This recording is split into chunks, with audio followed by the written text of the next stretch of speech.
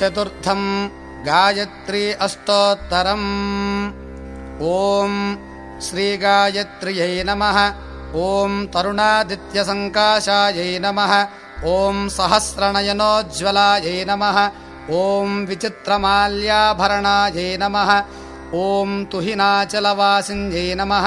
ॐ निप्रत्ययविशेषज्ञायै नमः।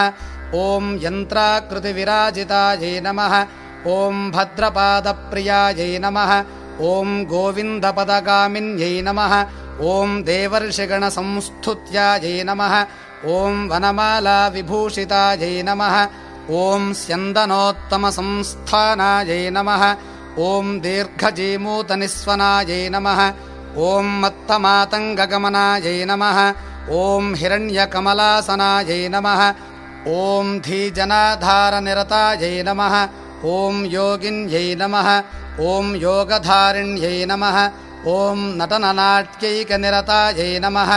ॐ प्रणवाद्यक्षरात्मिकायै नमः। ॐ चोरचारक्रियासक्तायै नमः। ॐ दारिद्र्यच्छेदकारिण्यै नमः। ॐ